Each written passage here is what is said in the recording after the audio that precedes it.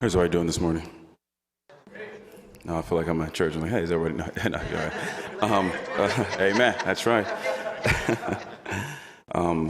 Definitely glad to be here, to be in the house with real blockchainers, people who understand that what is technology's mission, if not to improve the human condition, and understanding the heart that underlines the tech. Because one thing that is essential that we understand is that technology always changes, but human beings never change. Amen? I'll start off with that. Greetings. I am Miami-Dade County Cryptocurrency Chairman, Elijah John Baudre, also known as Blockchain Baudre of the BitPoint. And it is my extreme honor to be here and to share with such esteemed individuals as well. And so I get to be the moderator, which will be our guest. We'll be able to show you and explore from their experience and some of the questions we've asked that will come from a base of, even if you're not a blockchainer, you probably have these questions. And our amazing speakers are able to really explicate it for you and show from a personal side. But before we get into that, I'll just say a couple of words. Definitely give a big shout out to GD, Gerard Dache, and all the leadership of the GBA. It's definitely an important, essential organization, especially now. The financial system of this country is a house of cards built on a mound of sand. The blockchain is a meteor that has crash landed into the economic oceans of this world. There are people that you say that you love. You see them walking out to shore, ogling at the shiny shells, the easily flop fish for them to pick up as the current unnaturally recedes from the beach. We, standing on the rock of the blockchain, we see this, beckon them to come back in, knowing that there's a tsunami that is coming and is hurtling ever closer toward it. We're truly peering over the precipice of a paradigm, preparing to pioneer a new path, realizing that our physical world can only be accepted as first, and that our digital reality can no longer be denied at last. These tectonic transitions caused by technology's position have the prodigious potential to transform every tier and class. So we've been entrusted this vision, so that with prudent decision, we all may be multiplied by this immutable math. That's why, as a chairman, I solemnly swear to always espouse to emulate the benevolent idioms of this beautiful, immutable ledger. All power to everyone, overpower to no one. So help me God. Thank you. With that, I want to open up our first question. Thank you.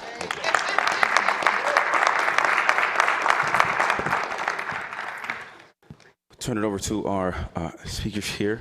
We'd like to, I guess, the first question is the blockchain.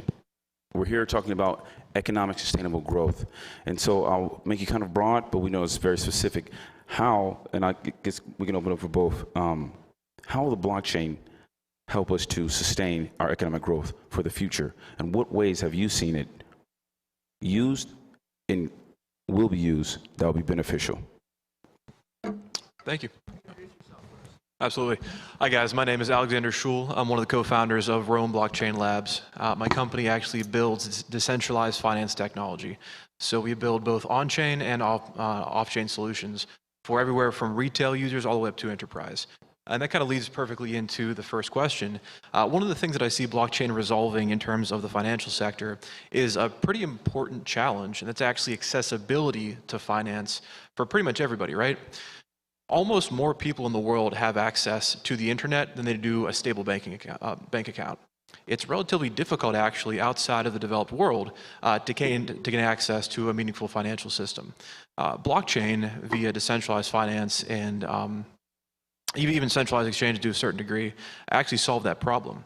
All of a sudden, people who have a cell phone, people who have a laptop computer, and a little bit of cash can actually begin investing and trading in a way that's relatively straightforward. Right now, not at all. It's pretty hard to get into crypto. But blockchain is actually opening up the potential for people around the world to actually make a meaningful difference in their financial futures.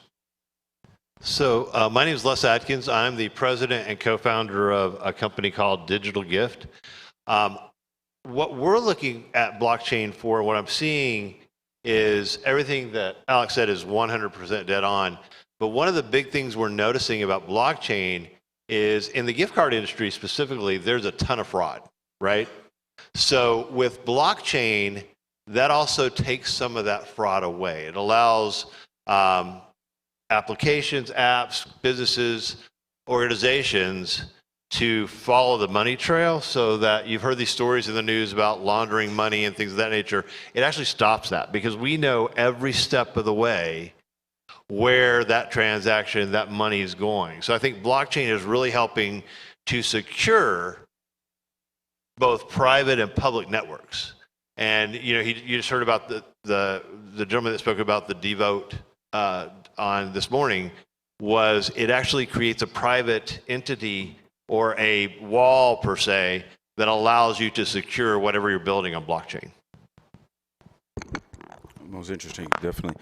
I know in Dade County, we're looking at a number of solutions in blockchain and really kind of doing an experiment as pioneers for that space. And one of the other, I know the words crypto, blockchain, Bitcoin, they kind of swirl around, and people really kind of understand exactly the relationship to them. And I tell them it's kind of like the Father, Son, Holy Ghost. It's three, but they're one. And then you hear this thing called NFTs.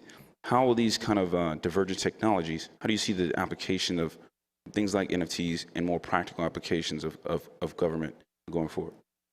I'll start with the NFTs and I'll let you do the other. Go for it, yeah. So on NFTs, what we're seeing is kind of because of NFTs, right now it's art that you're going to be voting on today, right? Those type of things. And it's different. That's where it started. So I'd recently read an article on Vox that started with, and I wrote it down, that started with the statement, crypto is a solution in search of a problem or problems, right?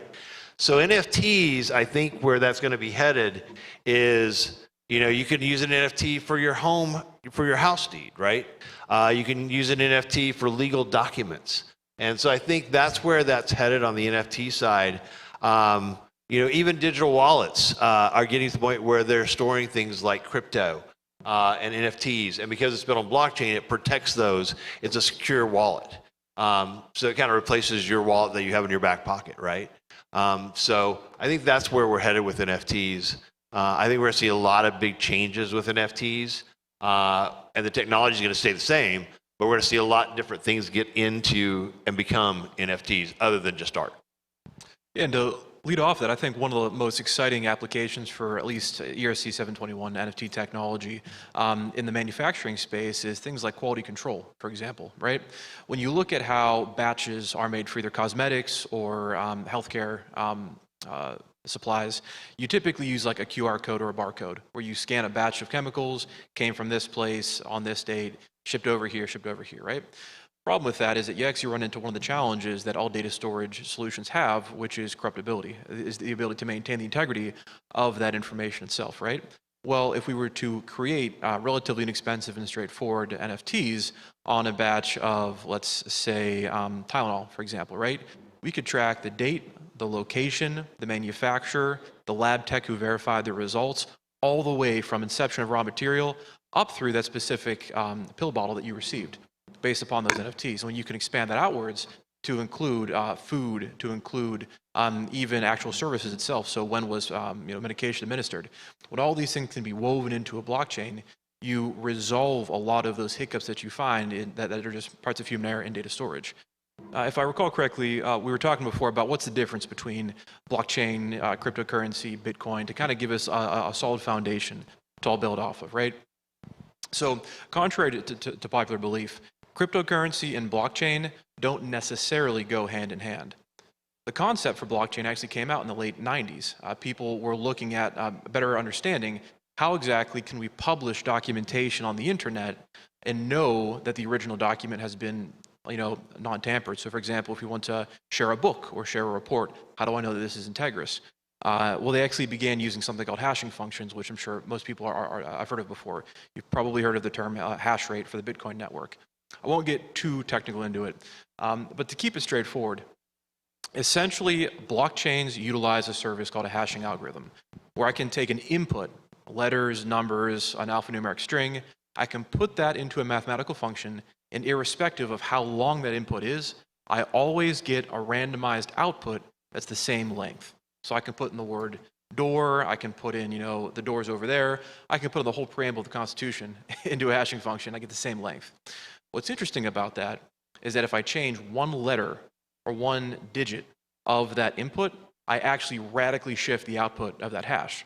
So if I know the original document has a certain hash to it, if anybody changes anything, then I know exactly that this is not the original document. Well, if you can package all of these hashes into a block of code, right? And then you can run those hashes through the same hashing function, what do you get? You get kind of a meta hash, a hash on top of a collection of other ones, right? You've created a block of information that if anything, anywhere in any of these documents changes, is invalid. Well, if you take that kind of meta hash, that header, and then you input that into a second block, you can now link the first block with the second block, right, into a chain. So if one thing changes on either of these blocks, the whole network becomes invalid. You've essentially created a blockchain. So this is how blockchain operates in very simple fashion. So if you don't mind me, keep going, Les. Where exactly cryptocurrency comes from is that you can actually utilize a tokenization system or coins, right, that represent an incentivization for people to host this service anonymously, right? If the idea of digitally secured information is fantastic, right? You're going to get a couple hardcore people who love to do that, but most people want to be paid, right? We all got to make a living.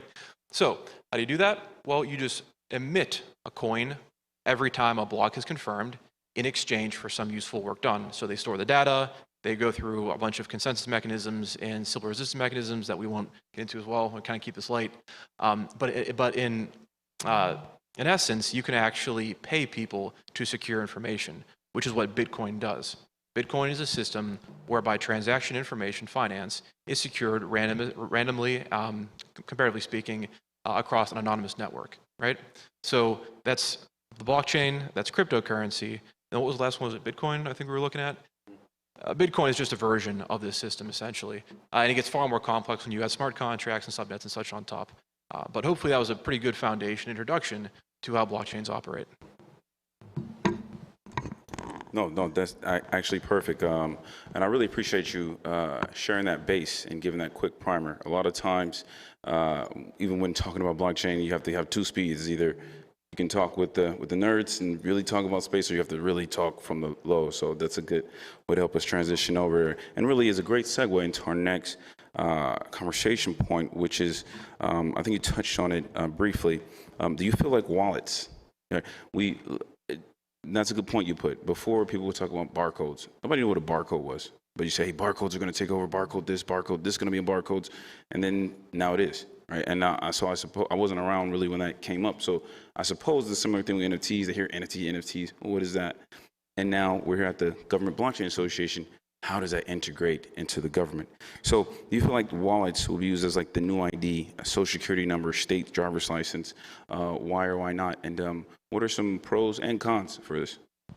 So one of the things that I don't know if any of you watch the Android or Google dev conferences or iOS dev conferences.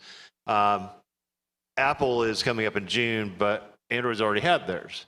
And if you missed it, one of the big pushes they have is a digital wallet platform. So any organization can go into, through their API, go into their platform and build a wallet for like hospitality, and airlines are jumping on this, right? So you have your own private wallet. Where I see wallets going now, I mean, crypto wallets, for example, there's a ton of them out there. But right now, you can buy crypto, you can invest crypto, you can watch it go up, you can watch it go down, and then you can reinvest it in crypto.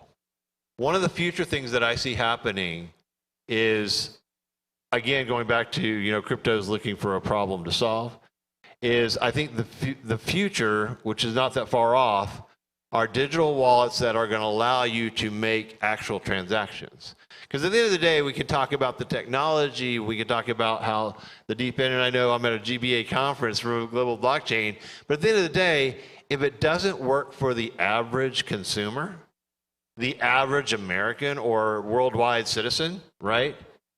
Then they're going to be like, it's just a fad. Or it goes up and, wow, have you seen in the news what happened? You have to make it to a point. So I think that's where kind of the wallets are going, to replace that wallet that's in your back pocket. And to answer the specific question, yes, including your license number, your ID, it'll be your personal identification, as well as storing things like crypto, discount cards, loyalty cards, gift cards, and NFTs. So you've got to get to that point where it's practical to use. And right now, all the wallets, even Coinbase, just came out with their own wallet to make it easier. But if if you have money in Coinbase and tried to move it to their Coinbase wallet, it's not intuitive, right? It's not intuitive. So I think that's where the digital wallets are going to be headed. Very exciting. Very exciting, actually. That is true. I remember when apps came out, it was like, oh, you got to get an app. You got to get an app. And people were like, oh, what are apps? And now it's pretty commonplace. And that leads into our next question, is talking about, and you hinted on it, what needs to be done from us in here and from the broader community that we represent to help really strike the psychology of this country regarding this technology. A lot of times we try to placate, trying to appease people to say, hey, I know you hear it's called crypto, blockchain, but it's not from aliens.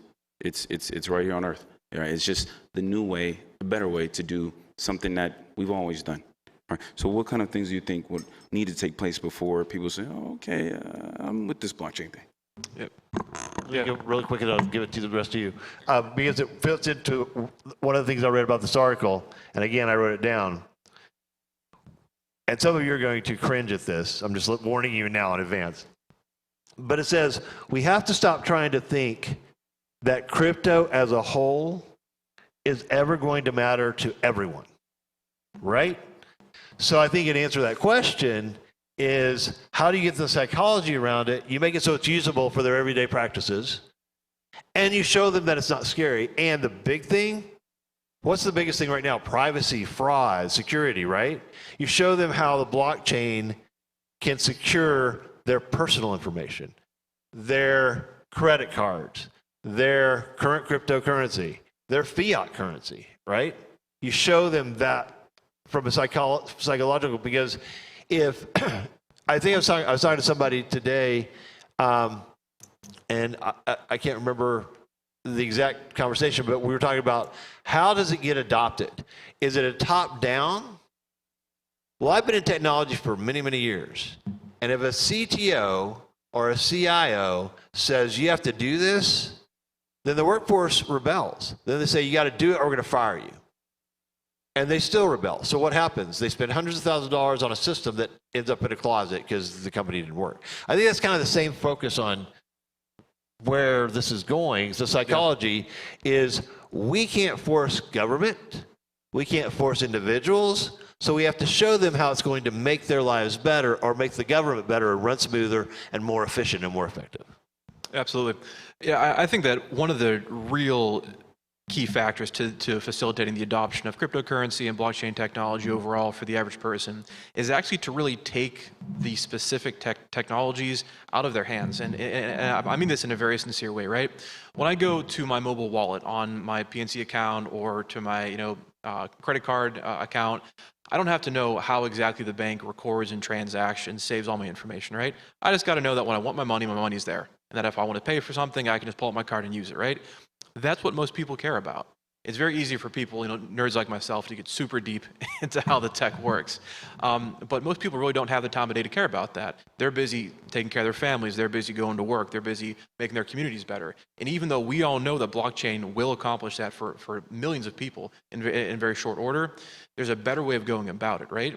So the easiest way of compelling large amounts of people, societies, to adopt this technology is to fundamentally demonstrate that the purpose of blockchain is to solve problems that affect their lives and their communities, right? We can keep accountability for corrupt officials. We can track where community funds are spent, how they're spent, who approved the transaction and issuance of it.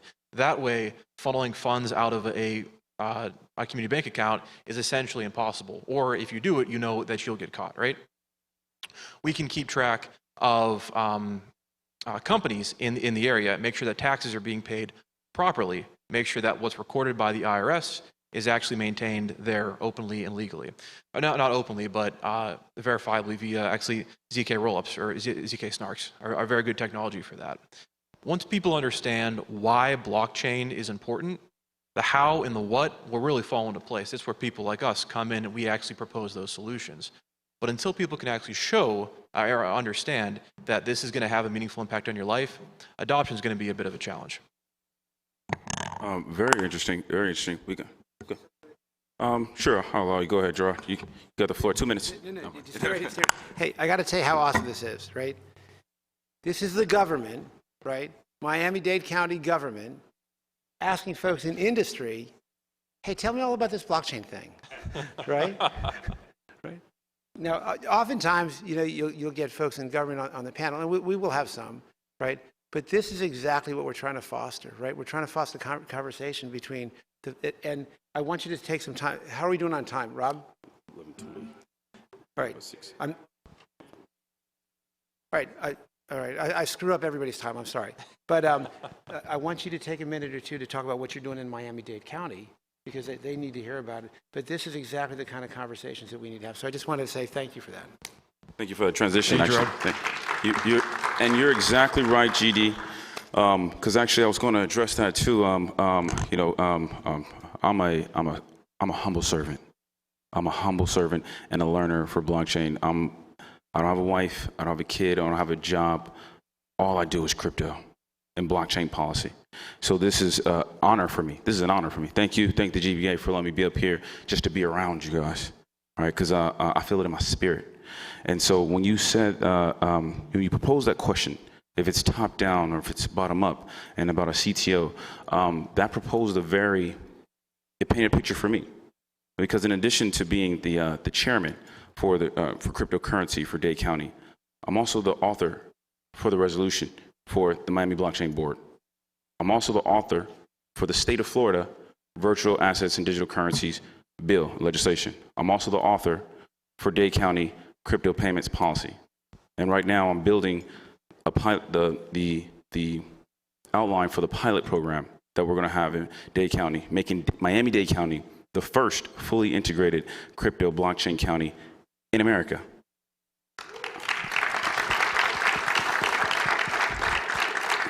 I know, as you all know, the eyes of history are upon us right now. Everything we say, everything we do, all our interactions, we are building the fabric of the future. And I take that deadly seriously.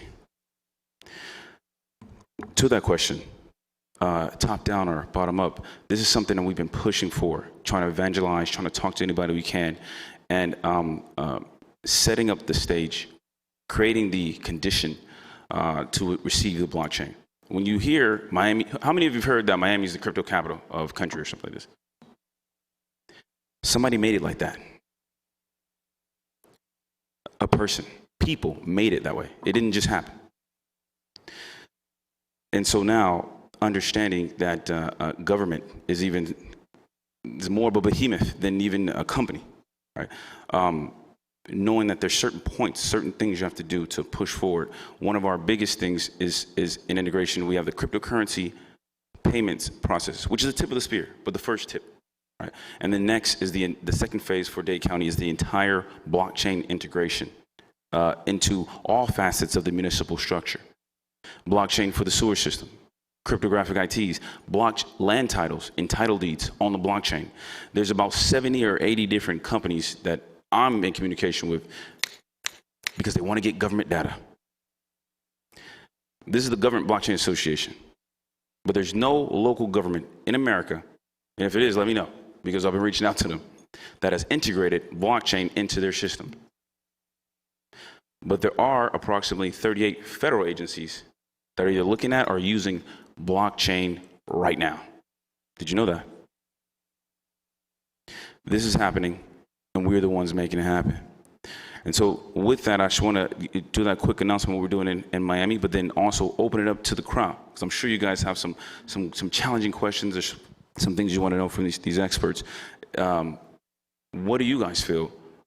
Any question that you guys have regarding the integration of blockchain into the government and how you can best be a catalyst for it? So with that, I will kind of open up to the crowd.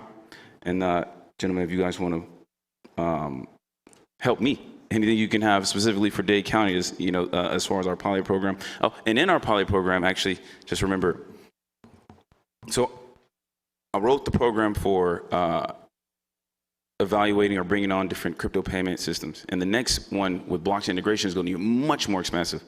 And so I was kind of scratching my head, and this is my chief of staff, Nadine. And so she's always there. We're going back and forth. I'm like, man, I have to write this whole system. How are we going to evaluate all these different blockchain? And then one day I get a call from Gerard. He's like, hey, you got time to talk? Sure. He's like, hey, I don't know what you're doing, but we've got this thing called blockchain maturity model. And I'm like, what is blockchain? What does that mean? I don't know what that means.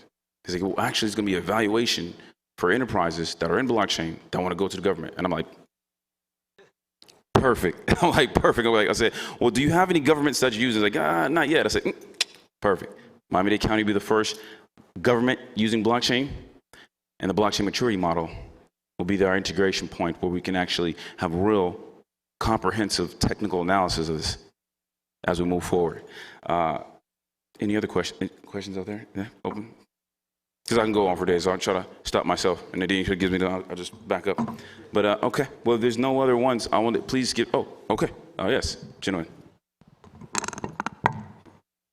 Okay, yeah. Thank you very much. I'm just wondering, you're talking in general about blockchain, right? But there's not the blockchain, right? It's different blockchain having different tokenomics. And isn't it very crucial that you pick one with the right tokenomics? Because I think Alex explained it. Essentially, a cryptocurrency is kind of a necessity for blockchain. So if the tokenomics screws up, whatever, you have a high inflation rate or whatever, people need to constantly dump their tokens on the market to pay for expenses for running servers or whatever, so how do you select, a blockchain, and how do you validate, maybe with a maturity model or so, which one would be suitable for different purposes, like, for example, in your case, the government, right? Like, how do you make sure that the tokenomics, that aspect works? Yeah, I think actually one of the things that really needs to happen is actually the divergence of the concepts of blockchain and cryptocurrency together, actually. Because for a lot of applications, cryptocurrency isn't actually necessary for usable and scalable blockchain technology. If I'm a healthcare provider storing patient records, right, and I want to have an encrypted, non-alterable ledger to actually keep those around there, I don't need a token. I need to have internal servers that can validate and permission who has access to that data and who can append that data. But fundamentally speaking, tokenomics kind of don't play a role. Now, there are other services like for enterprise data management, or if I'm using cross-border logistic paperwork management is another example. That would require a token. That would require people to pay it. I see him get the timeout back there. But fundamentally, I actually think that tokenomics is something that, in terms of government use of blockchain, doesn't necessarily have to play a role. And I'll just plug the GBA, use the blockchain model that he created. That would be the best way right now that I've seen out there to determine what's going to work for you. Yeah, that was actually a commercial for the blockchain maturity model, brought to you by the Blockchain Government Blockchain Maturity Association. This is actually for you guys, or even up in the audience to kind of resolve.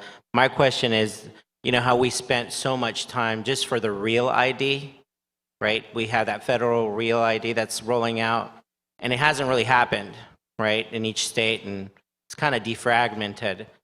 Is it something that we can use on a blockchain using digital wallets now, not carrying, like you said, you guys had wallets with the digital real ID? Is that possible? I will answer that question as a caveat. The easy answer is yes, that is possible. The harder answer is getting the adoption of the users in those governments to use it. So, you know, I think somebody, he said his mom's 93, my parents are gone, but they were 82 and 84. They're not going to use it, right? So they barely can use these, and they don't want, you know, some of them can, some of them don't, but you're never going to get 100% adoption. So you've got to get as much adoption as you can, but the answer, bottom answer to your question is yes, it can do that. Thank you, guys. So, I know. All right, excellent. Somebody said that once email came, that mail will go away. Mail is still here, but email is a thing. So we'll just keep that in mind as we go forward. But I want to thank all of you guys, and please give a round of applause for our speakers here. Thank you, everyone. Real pioneers in blockchain, and for the whole GBA. We thank you guys so much. Excellent apart, superior together. Blockchain now, blockchain forever. I'm Elijah John Baudre. Let's break the bits down.